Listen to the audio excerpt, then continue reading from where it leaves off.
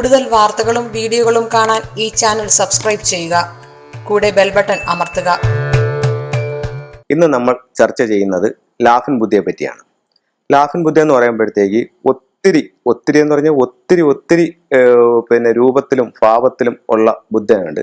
ഇതിന്റെ എല്ലാത്തിന്റെയും കോമൺ ആയിട്ടുള്ള ഒരു സംഭവം എന്ന് പറഞ്ഞാൽ എല്ലാ ബുദ്ധയും ചിരിച്ചുകൊണ്ടിരിക്കുന്ന ബുദ്ധ തന്നെയായിരിക്കും. അപ്പോഴത്തേക്ക് ചിരിച്ചുകൊണ്ട് നിൽക്കുന്നതുണ്ട്, ഇരിക്കുന്നതുണ്ട്, ഫോഗിന്റെ മുകളിൽ ഇരിക്കുന്നതുണ്ട്, ഡ്രാഗൺ ടോർട്ടോയ്സിന്റെ മുകളിൽ ഇരിക്കുന്നതുണ്ട്, ഒരു കാല് ഉയർത്തി നിൽക്കുന്നതുണ്ട്. അങ്ങനെ പല തരത്തിലുള്ള ബുദ്ധകളാണ് ഇന്ന് നമ്മൾ കാണുന്നത്.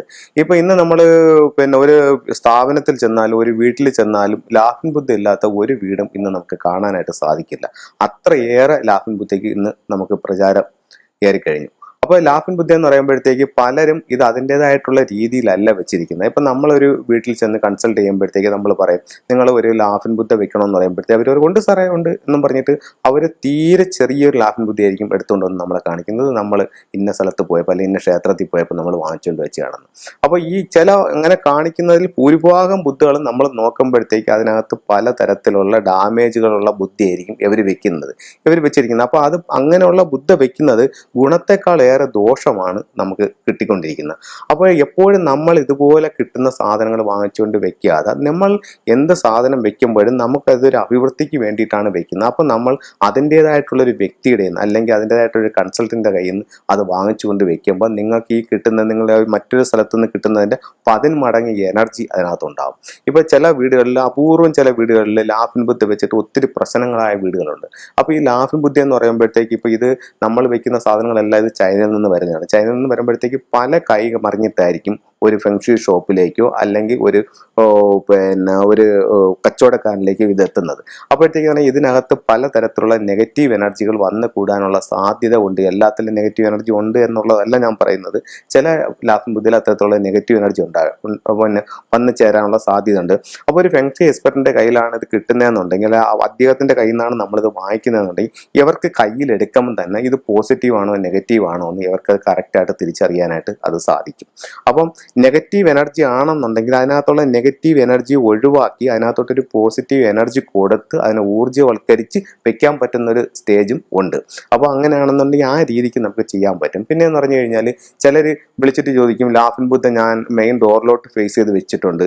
അപ്പം വേറൊരാൾ വന്നിട്ട് ചോദിച്ചു, ഇത് നിങ്ങൾ പുറത്തോട്ട് നോക്കിയാണ് വെക്കുന്നത്, ഇത് ധനമല്ല ഒഴുകി പോകില്ലേ എന്ന് പറഞ്ഞിട്ട് ഇത് തിരിച്ച് അകത്തോട്ട് വെക്കാൻ പറയുന്നു. ഇപ്പം ഞാൻ എന്താ സാറേ ചെയ്യേണ്ടതെന്ന് ചോദിച്ചുകൊണ്ട് പല ആൾക്കാരും വിളിക്കുകയാണ്. ഇപ്പം ഞാനൊരു 10-15 വർഷമായിട്ട് ഈ ഫീൽഡിൽ നിൽക്കുന്ന ഒരാളായതുകൊണ്ട് പറയുകയാണ്. അപ്പോൾ പല ലാഫിൻ ബുദ്ധകളും പല രീതിയിലുള്ളതാണ്. ഇപ്പം ഇത് യഥാർത്ഥത്തിലെന്ന് പറഞ്ഞു കഴിഞ്ഞാൽ ഇത് ചിരിക്കുന്ന ബുദ്ധൻ എന്ന് പറഞ്ഞിട്ടുള്ളൊരു സംഭവമാണ്. ഇത് ചൈനയിൽ ഇത്തരത്തിലുള്ള ഒരു ബുദ്ധമത സന്യാസി ജീവിച്ചിരിപ്പുണ്ടായിരുന്നു.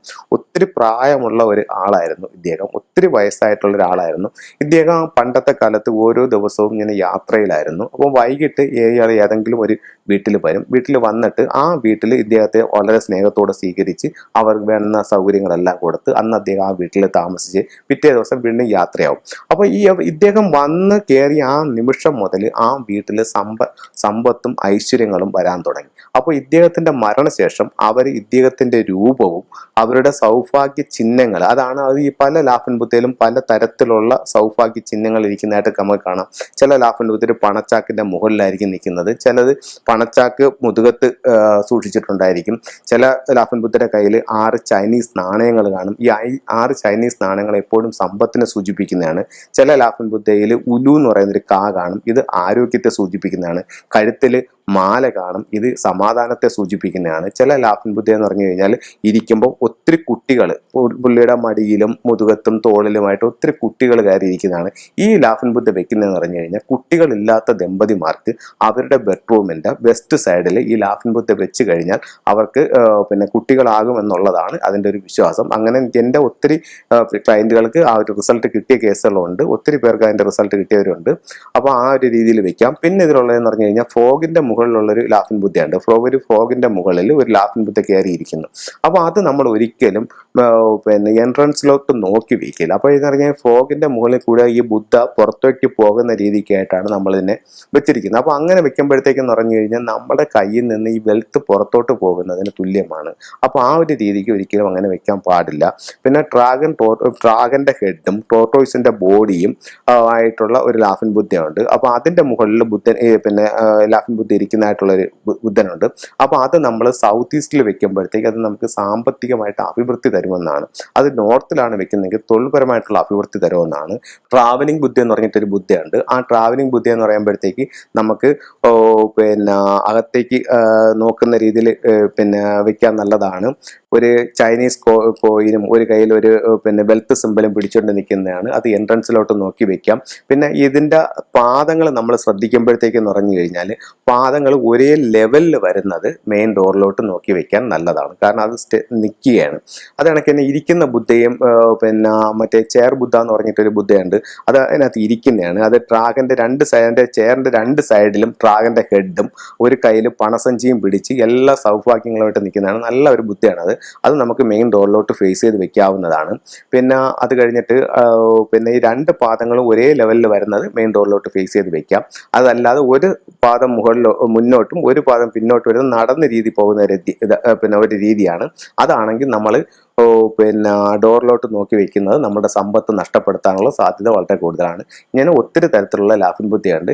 ഇത് എപ്പോഴും നിങ്ങൾ സ്വയം തീരുമാനിച്ചുകൊണ്ട് വെക്കാതെ ഒരു നല്ല ഫെങ്ഷുയി കൺസൾട്ടന്റിന്റെ നിർദ്ദേശപ്രകാരം അത് വെക്കുന്നതാണ് നിങ്ങൾക്ക് എപ്പോഴും അഭികാമ്യം. അതിനൊക്കെ തന്നെ ഒരു 4 ഇഞ്ചെങ്കിലും ഇതിന് മിനിമം ഹൈറ്റ് ഉണ്ടായിരിക്കണം. വളരെ ചെറുത് വെച്ചിട്ട് അത്രത്തോളം എനർജി അത് കിട്ടത്തില്ല.